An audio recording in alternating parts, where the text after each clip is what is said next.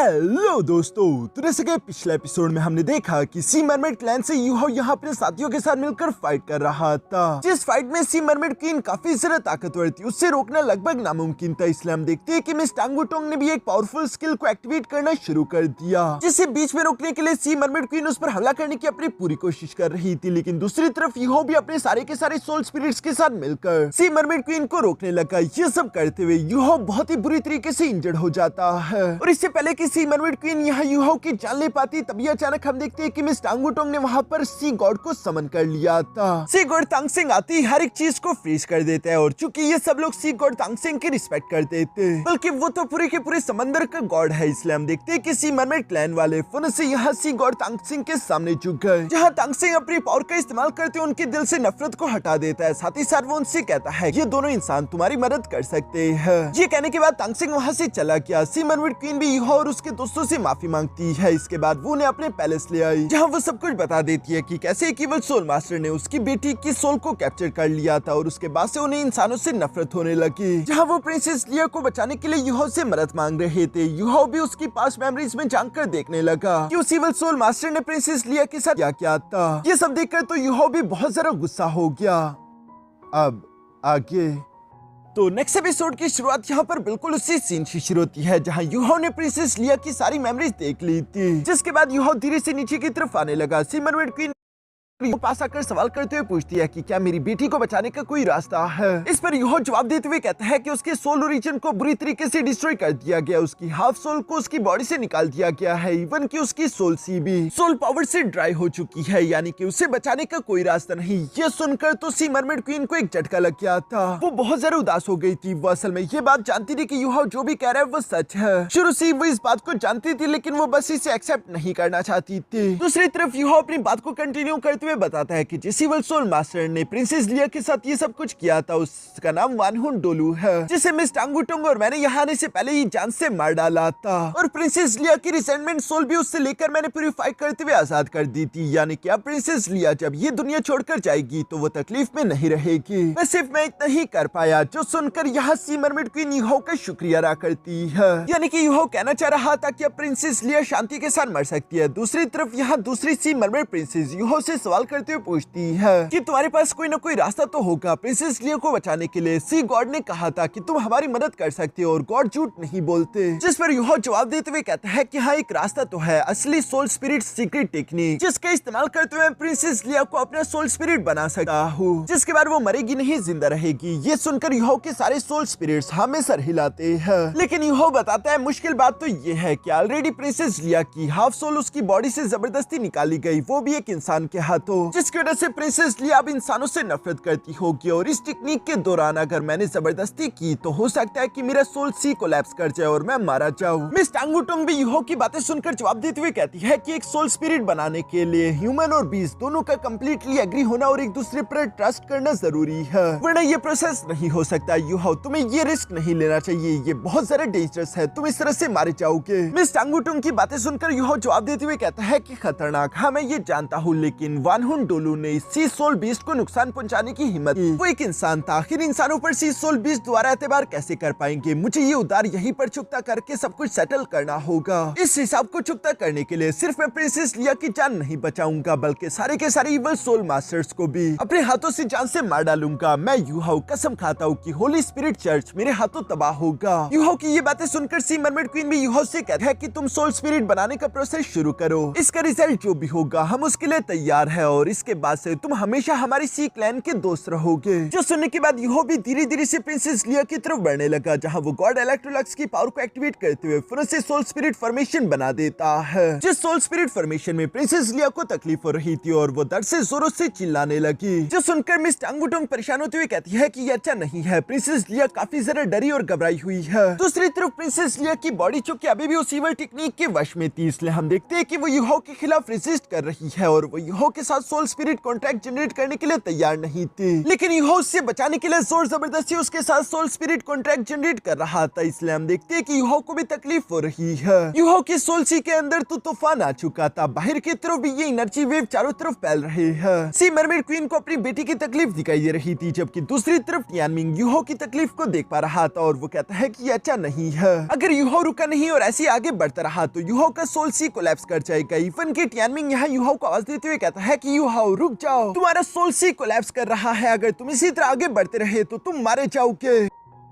लेकिन यूहो दूसरी तरफ रुकने का नाम नहीं ले रहा था। वो लगातार मंत्र को परफॉर्म करते हुए प्रिंसेस लिया के साथ सोल कॉन्ट्रैक्ट जनरेट करने की कोशिश कर रहा है। साथ ही साथ यूहो कह रहा था कि वानहुन डोलू का हिसाब मुझे चुकता करना होगा, इसलिए मुझे प्रिंसेस लिया की जान बचानी ही है, चाहे मुझे उसके लिए कोई भी कीमत क्यों ना चुकानी पड़े। सी मरमेड क्वीन भी ये सब देख रही थी। तभी अचानक हम देखते हैं कि यूहो ने प्रिंसेस लिया की सोल को उसकी बॉडी से बाहर की तरफ निकाल लिया। लेकिन यूहो ने जैसे ही प्रिंसेस लिया की सोल को उसकी बॉडी से बाहर निकाला और चूंकि यूहो ने ये उसकी मर्जी के खिलाफ किया था, सोल स्पिरिट कॉन्ट्रैक्ट में ऐसा नहीं हो सकता था। ये सोल स्पिरिट कॉन्ट्रैक्ट के खिलाफ है। इसी वजह से हम देखते हैं कि अचानक ये सोल स्पिरिट फॉर्मेशन चकनाचूर हो गई। यूहो खून की उल्टियां करने लगा। दूसरी तरफ प्रिंसेस लिया की लाश भी फन से जमीन पर आ गिरती है। सी मरमेड क्वीन तो अपनी बेटी की बॉडी की तरफ बढ़ने ही लगी थी कि तभी अचानक मिस टांग वुटोंग उनसे कहता है कि अभी आगे मत बढ़े, प्रोसेस खत्म नहीं हुआ। जो सुनकर वो दोनों अपनी जगह पर रुक जाती है। हम देखते हैं कि प्रिंसेस लिया की बॉडी से गोल्डन एनर्जी निकलने लगी, जो कि धीरे धीरे ऊपर की तरफ आते हुए जख्मी यूहो के हाथ की तरफ आ जाती है और यूहो के हाथ पर एक मार्क चमकने लगा, जिसे देखकर तो सी मरमेड क्वीन की आंखों में आंसू आ गए थे। दूसरी तरफ सी मरमेड प्रिंसेस अपनी मॉम से सवाल करते हुए पूछती है कि आखिर वो क्या है। इस पर सी मरमेड क्वीन जवाब देते हुए कहता है कि वो है the mermaid blessing. Sea mermaid queen का ये कहना ही था कि तभी अचानक हम देखते हैं कि उस मरमेड ब्लेसिंग की वजह से यहाँ प्रिंसेस लिया की बॉडी से उसकी सोल निकलकर धीरे धीरे एक जगह पर इकट्ठा होने लगी। उस सोल के आसपास एक रेड कलर की सोल रिंग भी थी, जो कि 1 लाख साल पुराने सोल बीस्ट की होती है। यूहो ये देखकर खुश होते हुए कहता है कि आखिरकार काम बन गया, क्योंकि यूहो के हाथ पर लगी हुई मरमेड ब्लेसिंग की वजह से प्रिंसेस लिया ने यूहो को पहचान लिया और वो यूहो की सोल स्पिरिट बनने के लिए तैयार हो गई। क्योंकि प्रिंसेस लिया अपनी मनमर्जी से अब यूहो की सोल स्पिरिट बनने के लिए तैयार हो गई, इसलिए वो फौरन से जाकर उसके सोल सी के अंदर समा जाती है। जिसके बाद यूहो भी फौरन से अपनी जगह पर कल्टिवेशन करने के लिए बैठ गया और वो अपनी बॉडी के अंदर मौजूद प्रिंसेस लिया की सोल को एक सोल स्पिरिट में कन्वर्ट करना शुरू कर देता है। बाहर की तरफ सी मरमेड क्वीन ये सब देखते हुए कह रही थी, तो इसका मतलब यूहो ने जब प्रिंसेस लिया को आजाद कराया था और उसकी रिसेंटमेंट सोल को प्यूरिफाई करके आजाद किया, तो तब प्रिंसेस लिया ने यूहो को ये मरमेड ब्लेसिंग दी होगी।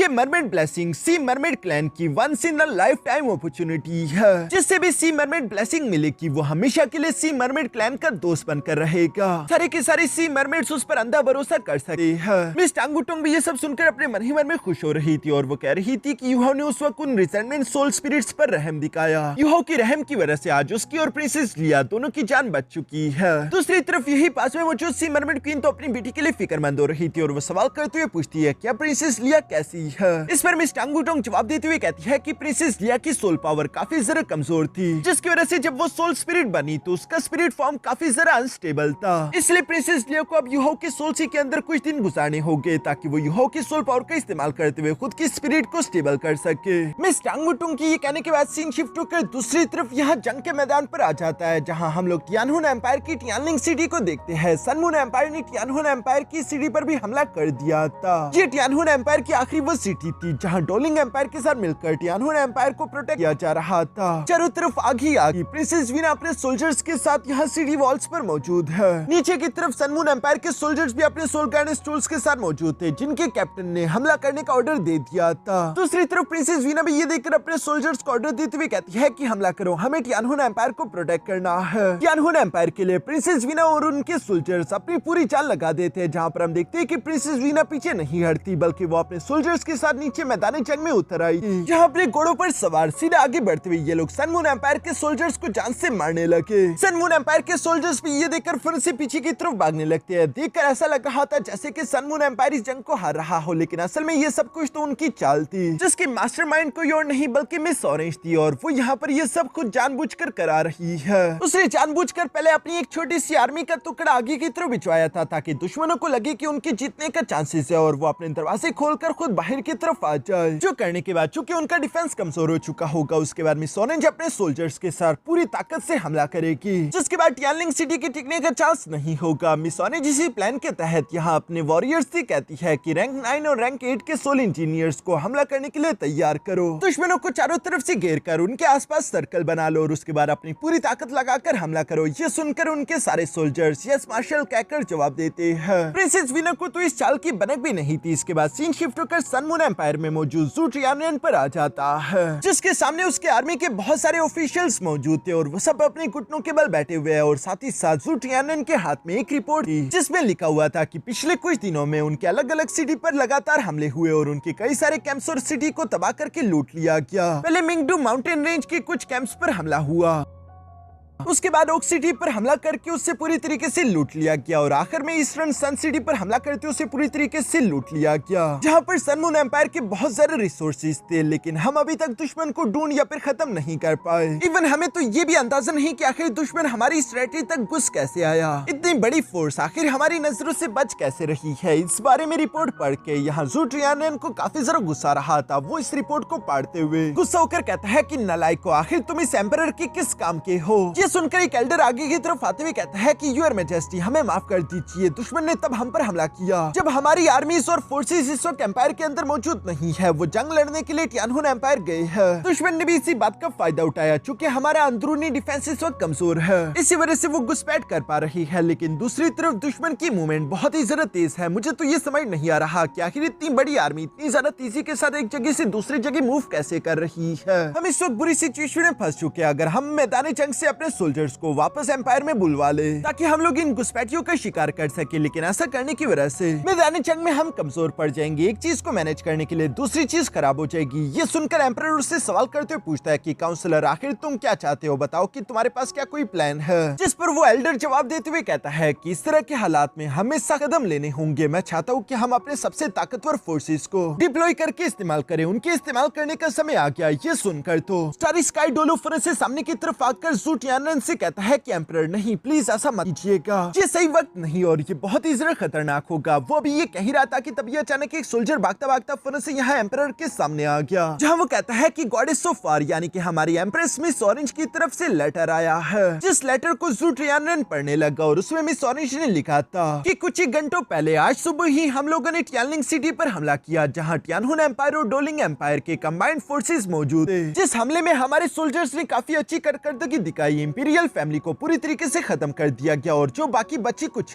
थे जैसे कि डोलिंग एम्पायर के कुछ फोर्सेस और प्रिंसेस वीना, उन्हें शेक एकेडमी का एक पावर हाउस यानी कि मास्टरडियान वक्त रहती वहां पर आकर उन्हें बचाते हुए वहां से ले गया। लेकिन टियानलिंग सिटी पर हमने कब्जा कर लिया। अगर ऐसे ही चलता रहा तो अगले 3 दिन के अंदर पूरे के पूरे टियानहुन एम्पायर की टेरिटरी पर हम लोग कब्जा कर लेंगे, जिसके बाद शेक एकेडमी भी नहीं बच पाएगा। यहाँ ये बात सुनकर तो सन मून एम्पायर के जितने भी एल्डर्स यहाँ पर मौजूद है वो सबके सब ज़ू ट्रियानियन की जय जयकार करने लगे। वो कहने लगते हैं कि यूर मैजेस्टी, आप महान है, आपकी वजह से सन मून एम्पायर महान हुआ, आप हमेशा अमर रहे, सन मून एम्पायर हमेशा आगे बढ़ता रहे। अपनी जय जयकार सुनकर तो ज़ू ट्रियानियन को भी काफी अच्छा लग रहा था और वो जोर जोर से इवल्स की तरह हंसने लगा। इसके बाद सीन शिफ्ट होकर वापस से टियानलिंग सिटी पर आ गया, जहाँ मिस ऑरेंज ने टियानहुन एम्पायर के झंडे गिरवा दिए थे और सन मून एम्पायर के झंडों को हवा में लहराने लगी। साथ ही साथ मिस ऑरेंज अपने सोल्जर्स को ऑर्डर देते हुए कहती है कि छप्पा छप्पा चांद मारो, अगर तुम्हें टियानहुन एम्पायर का कोई भी वॉरियर दिखाई दे तो उसे फौरन से जान से मार डालना, कोई भी जिंदा नहीं बचना चाहिए। मिस ऑरेंज के सोल्जर्स ये सुनकर हमें जवाब देते हुए फौरन से चारों तरफ फैलने लगे। इसके बाद सीन शिफ्ट होकर वापस से यहाँ आईसीसी में आ जाता है, जहाँ यूहो को कल्टीवेशन फॉर्म में बैठे पूरे 10 दिन गुजर गए हैं। 10 दिन की कल्टीवेशन के बाद आखिरकार अचानक से यूहो ने अपनी आंखें खोल दी थी। यूहो की बॉडी से खतरनाक गोल्डन एनर्जी अनलीश हो रही है, जो कि दूर दूर तक सी मरमेड क्लैन में सब लोग देख पा रहे थे। मिस टांग वुटोंग भी यूहो को होश में आता हुआ देखकर फौरन से यूहो के पास आकर सवाल करते हुए पूछते हैं कि यूहो, तुम ठीक तो हो ना? मैं देखकर खुश हूँ कि आखिरकार तुम होश में आ गए और तुम्हारी मेडिटेशन खत्म हो गई, क्या तुम कामयाब रहे? जिस पर यूहो जवाब देते हुए कहता है कि हाँ, मैंने सिर्फ प्रिंसेस लिया को अपना सोल स्पिरिट नहीं बनाया, बल्कि साथ ही साथ मैंने उसकी रेड कलर की सोल रिंग को भी रिफाइन कर लिया है और मेरी 16 सोल रिंग पूरी तरीके से कंप्लीट हो गई। यूहो चूंकि एक सोल डोलू था जिसके पास वैसे तो 8 सोल रिंग्स होती है, लेकिन चूंकि यूहो के पास डुअल मार्शल सोल है और अगर हर एक मार्शल सोल की 8 सोल रिंग काउंट की जाए तो 2 मार्शल सोल की 16 सोल रिंग्स बनती है। और सिर्फ यही नहीं बल्कि यूहो बताता है कि मुझे साथ ही साथ 1 लाख साल पुराना राइट आर्म का सोल बोन भी मिल चुका है, जिसमें स्पिरिचुअल पावर को कंट्रोल करने की एबिलिटी है। यूहो बताता है कि मेरी सोल बोन का जो कंप्लीट सेट है वो पूरी तरीके से असेंबल हो चुका है। अब यूहो के पास 2 राइट आर्म के सोल बोन है, जबकि एक लेफ्ट आर्म का सोल बोन, एक लेफ्ट लेग का सोल बोन और एक राइट लेग का सोल बोन। यूहो के बैकबोन पर सोल बोन की एक टेल भी है और साथ ही साथ यूहो के माथे पर एक थर्ड आई सोल बोन भी है, यानी कि यूहो के दोनों हाथों, दोनों पैरों, स्कल और इवन के बैकबोन पर भी सोल बोन्स है, जो कि सब मिलकर एक कंप्लीट सेट बना देते हैं। ये यूहो को काफी ज्यादा ताकतवर कर रहे थे। साथ ही सर हम यहाँ पर यूहो के 8 सोल रिंग्स भी देखते हैं, जिसमें 8वीं सोल रिंग 1 लाख साल पुरानी यानी कि रेड कलर की थी, क्योंकि प्रिंसेस लिया एक 1 लाख साल पुरानी सी मरमेड प्रिंसेस थी। यूहो जब ये सब कह ही रहा था तभी दूसरी तरफ हम देखते हैं कि सी मरमेड क्वीन और सी मरमेड प्रिंसेस धीरे से उसकी तरफ बढ़ने लगते हैं, जो देखकर यूहो कहता है कि प्रिंसेस लिया, अब तुम बाहर आकर अपनी मॉम और अपनी बहन से मिल सकी हो। ये सुनकर यूहो की 6वीं सोल स्पिरिट यानी कि प्रिंसेस लिया यूहो की बॉडी से बाहर निकल आती है, जहां वो दिखने में काफी क्यूट और खूबसूरत लग रही थी। प्रिंसेस लिया को सामने देखकर उसकी फैमिली काफी ज्यादा इमोशनल हो गई थी, जबकि प्रिंसेस लिया भी अपनी मॉम और सिस्टर को देखकर इमोशनल होते हुए फिर से आगे बढ़कर उन्हें गले लगा लेती है, जो सीन इन दोनों के लिए काफी इमोशनल था। सी मरमेड क्वीन और सी मरमेड प्रिंसेस दोनों ही प्रिंसेस लिया को गले लगाते हुए आंसू बहा रही थी, लेकिन हम देखते हैं कि सी मरमेड क्वीन के आंसू यहाँ पर किसी तरह के पल्स में कन्वर्ट हो रहे थे। यूहो भी ये सब देख रहा था, तभी अचानक वो मिस टांगुटोंग से सवाल करते हुए पूछता है कि आखिर मुझे मेडिटेशन में कितना समय हो गया, जिस पर मिस टांगुटोंग जवाब देते हुए कहती है कि पिछले 10 दिन से लगातार तुम मेडिटेशन कर रहे थे। 10 दिन का सुनकर तो यूहो को झटका लगा, क्योंकि उसे समय का अंदाजा नहीं हुआ था। वो सोच रहा था कि 10 दिन तो काफी ज्यादा है, अब तक तो सन मून एम्पायर जंग में काफी बड़ी बड़ी चालें चल चुका होगा, हम यहाँ पर और सारे समय ज़ाया नहीं कर सकते। जो कहती यूहो आगे बढ़कर सी मरमेड क्वीन से भी बात करने के लिए जाने वाला था कि तभी अचानक मिस टांगुटोंग उसका हाथ पकड़ते हुए कहती है कि यूहो रुक जाओ, इनको देखो, इनका भी फैमिली रियूनियन हुआ है, इस मोमेंट को इतनी जल्दी खराब मत करो। जिस पर यूहो भी शांत होकर खड़ा हो गया था, पर तभी अचानक प्रिंसेस लिया खुद यहाँ यूहो के पास आ जाती है और वो कहती है कि मास्टर मुझे माफ कर दीजिए, ये मेरी गलती है और मैं आप पर बर्डन नहीं बनना चाहती। मैं आपकी वजह से आज जिंदा हूँ, यही एक बहुत बड़ी बात है। हेवन ने आपकी मदद से मुझ पर बहुत बड़ा रहम किया है, आखिर मैं आपका और सारा टाइम यहाँ पर जाया कैसे करा सकी हूँ। जो सुनकर यूहो जवाब देते हुए कहता है कि तुम्हें ये सब कहने की कोई जरूरत नहीं, तुम्हारी जिंदगी इंपॉर्टेंट थी, इसलिए तुम्हें बचाना मेरी अपनी चॉइस थी और मैं अपनी मर्जी से यहाँ पर रुका, तुम्हारी इसमें कोई गलती नहीं। जिस पर प्रिंसेस लिया एक्साइटेड होते हुए कहती है कि ठीक है मास्टर, अब चूंकि हमारा काम यहाँ पर हो चुका तो क्यों ना हम लोग यहाँ से रवाना हो। प्रिंसेस लिया भी यूहो के साथ चलने के लिए एक्साइटेड थी। तभी अचानक सी मरमेड क्वीन आगे की तरफ आते हुए यूहो से कहती है कि प्लीज एक मोमेंट रुक जाइए। साथ ही साथ सी मरमेड प्रिंसेस यहाँ अपनी मॉम के आंसू वाले वो पल्स लेकर आ चुकी थी, जिन्हें देखते हुए यूहो सवाल करके पूछता है कि आखिर ये क्या है। ये तो वही आंसू है ना जो कि कुछ देर पहले आपने बहाए थे। इस पर सी मरमेड क्वीन जवाब देते हुए कहती है कि हमारे सी मरमेड क्लैन की सी मरमेड प्रिंसेस के पास ये वरदान होता है, हमारे आंसू स्पिरिचुअल पावर के प्योर एसेंस से बने होते हैं। चूंकि हम लोग एक स्पिरिचुअल टाइप सोल बीस्ट है और तुम एक स्पिरिचुअल टाइप कल्टिवेटर, तो इन आंसू में मौजूद स्पिरिचुअल पावर तुम्हें काफी ज्यादा मदद करेगी। जो कहती है वो एक आंसू वाला पल यहाँ यूहो के थर्ड आई में भेज देती है, जो कि यूहो के सोल सी के अंदर इंटर कर गया और उसके अंदर मौजूद स्पिरिचुअल पावर की वजह से यूहो की सोल सी दोबारा से रिकवर होने लगी। इवन की यूहो की सोल सी पहले से ज्यादा एक्सपैंड करने लगती है, उसकी ताकत इंक्रीज हो रही थी। जो देखकर तो यूहो खुद भी सरप्राइज हो गया था, उसे यकीन नहीं आ रहा था कि इसकी वजह से उसके सोल कोर की एनर्जी पहले से काफी ज्यादा इनहेंस हो चुकी है। यूहो यहाँ पर उन सारे के सारे स्पिरिचुअल पावर वाले टीयर्स को ले लेता है, जिन्हें एक्सेप्ट करने के बाद यूहो खुश दिखाई दे रहा था। सी मरमेड क्वीन यूहो से कहती है कि तुमने हम पर बहुत बड़ा एहसान किया है, हमारा सी मरमेड क्लैन तुम्हारे इस एहसान को कभी नहीं भुला सकता। ये तो हमारी तरफ से बस तुम्हारे लिए एक छोटा सा तोहफा है, ताकि हम बता सके कि हम दिल से आपके कितने सारे शुक्रगुजार है। ये सब सुनकर यूहो जवाब देते हुए कहता है कि कोई बात नहीं, ये तो मेरा फर्ज था। इसके बाद हम देखते हैं कि सी मरमेड क्वीन और सी मरमेड प्रिंसेस यहाँ यूहो और उसके दोस्तों को प्रिंसेस लिया के साथ अलविदा करने के लिए पैलेस से बाहर तक आ जाते हैं, जहाँ सी मरमेड क्वीन यूहो से कह रही थी कि आज और अभी से प्रिंसेस लिया आपकी जिम्मेदारी है, प्लीज उसका ख्याल रखना। जिस पर यूहो जवाब देते हुए कहता है कि प्रिंसेस लिया की तरफ से आप बेफिक्र हो जाए, इवन कि अगर सी मरमेड क्लैन को फ्यूचर में मेरी कभी भी जरूरत पड़ती है तो मैं आपकी मदद करने के लिए हमेशा तैयार रहूंगा। जो सब बोलते हुए यूहो इन्हें अलविदा करके मिस टांगुटोंग और प्रिंसेस लिया के साथ वहाँ से रवाना हो गया। आईसीसी से वापस की तरफ जाते हुए यूहो और मिस टांगुटोंग अपनी पूरी रफ्तार से बढ़ रहे थे, जहाँ रास्ते में जाते हुए यूहो अपने मन में कह रहा था कि Miss Orange, Zhu Tianren, Sun Moon Empire, तुम लोगों ने टियानहुन एम्पायर को जितना भी नुकसान पहुंचाया है, वहाँ जितना भी खून बहाया, उस खून की कीमत तुम लोगों को भी खून से चुकानी होगी। ये सब कहते हुए यूहो और मिस टांगुटोंग वहाँ से रवाना हो गए थे, जिसके बाद सीन शिफ्ट होकर यूहो के स्पेक्ट्रल अंडर रेल्म में आ गया, जहाँ यूहो के बाकी के दोस्त परेशान हो रहे थे, क्योंकि कई दिन गुजर गए लेकिन अभी तक यूहो और मिस टांगुटोंग की कोई भी खबर इन तक नहीं आई थी। ये लोग लोग पूरी तरीके से तैयार यूहा और मिस टांग वुटोंग का इंतजार कर रहे थे, जबकि हम देखते हैं कि वहीं पर मौजूद फेंग जुई चैन कल्टिवेशन करके अपने लेवल को ब्रेक थ्रू करने की कोशिश कर रहा था। अचानक उसकी बॉडी से काफी खतरनाक एनर्जी अनलीश होते हुए सीधे जाकर आसमान से टकराने लगी और आसमान से एक स्पिरिचुअल सोर्स सीधा आकर फेंग जुई चैन की बॉडी में एंटर हो जाती है, जिसके साथ ही फेंग जुई चैन का लेवल ब्रेक थ्रू हो गया। जो देखकर तो जू सेंशी खुश होते हुए कहता है कि फेंग जुई चैन आखिरकार तुमने कर दिखाया। दूसरी तरफ फेंग जुई चैन भी अपना लेवल ब्रेक थ्रू करने के बाद यहाँ जू सेंशी की तरफ आते हुए कहता है कि बड़े भाई, हाँ बेशक अपने लेवल तो मैंने ब्रेक थ्रू कर लिया है, लेकिन इस वक्त मेरे दिल में बेचैनी है और मैं जब तक किसी से फाइट ना कर लूं ये बेचैनी खत्म नहीं होगी। मुझे अपने पावर्स को टेस्ट करने के लिए एक फाइट लड़नी है। जो कहती है फेंग जुई चैन ने फिर से अपनी तलवार बाहर की तरफ निकाल ली। जो देखकर जू सेंशी तो फिर से मिस यांगनेन का हाथ पकड़ते वहां से निकल जाता है। दूसरी तरफ मिस्टर बीवी फेंग जुई चैन से कहता है कि मैं तुमसे पहले भी लड़ चुका हूँ और दूसरी बार मुझसे लड़ने का तुम्हें कुछ खास फायदा नहीं होगा। ये सुनकर फेंग जुई चैन ब्रदर केटाओ की तरफ देखता है, जहाँ ब्रदर केटाओ कहता है कि मैं तो एक सोल इंजीनियर हूँ, मेरे साथ फाइट करने का आखिर तुम्हें क्या ही फायदा हो सकता है। क्योंकि फेंग जुई चैन के साथ कोई भी लड़ने के लिए तैयार नहीं था, इसलिए हम देखते हैं कि ज़्याओ ज़्याओ आगे की तरफ आते हुए कहती है कि मैं तुम्हारे साथ लड़ सकती हूँ। ये कहते हुए ज़्याओ ज़्याओ आगे की तरफ बढ़ने लगी। जो देखकर केटाओ ज़्याओ ज़्याओ को रोकते हुए कहता है कि ज़्याओ ज़्याओ बेवकूफ मत बनो, यहाँ कोई मजाक नहीं हो रहा। फेंग जुई चैन का सोर्ड इंटेंट बहुत ही जरा खतरनाक है, तुम उसे हल्के में नहीं ले सकती। जिस पर ज़्याओ ज़्याओ जवाब देते हुए कहती है कि केटाओ, लगता है कि तुम भूल गई कि मैं भी 7 स्टैक डेविल्स में से एक हूँ और तुम मेरी स्ट्रेंथ को कुछ जरा ही अंडर एस्टिमेट कर रही हो। जो सुनकर केटाओ भी मुस्कुराते हुए कहता है कि हाँ तुमने सही कहा, मुझे तुम्हारी ताकत पर शक नहीं करना चाहिए था। ज़्याओ ज़्याओ तुम कर सकती हो, आगे बढ़ो, मैं तुम्हारे साथ हूँ। ये सुनते ही सामने की तरफ मौजूद फेंग जुई चैन अपनी डुअल स्पिरिट सोर्ड्स के साथ अपनी पावर्स को अनलीश करने लगा। साथ ही साथ वो ज़्याओ ज़्याओ से कहता है कि ज़्याओ ज़्याओ ये मत सोचना कि तुम एक लड़की हो, इसलिए मैं तुम पर रहम दिखाऊंगा। जो सुनकर दूसरी तरफ ज़्याओ ज़्याओ भी अपनी सेकंड मार्शल सोल यानी कि अपनी फ्लूट को बाहर की तरफ निकालते हुए अपने सोल रिंग की पावर्स को अनलीश करते हुए कहती है कि फिक्र मत करो, तुम्हें होल्ड बैक करने की कोई जरूरत नहीं। मैं चाहती हूँ कि तुम अपनी पूरी जान लगाकर मुझसे फाइट करो, मैं तैयार हूँ। यहाँ ज़्याओ ज़्याओ और फेंग जुई चैन दोनों एक दूसरे के आमने सामने खड़े होकर अपनी पावर्स अनलीश कर रहे थे और इसी जबरदस्त सीन के साथ हमारा ये एपिसोड यहीं पर खत्म हो जाता।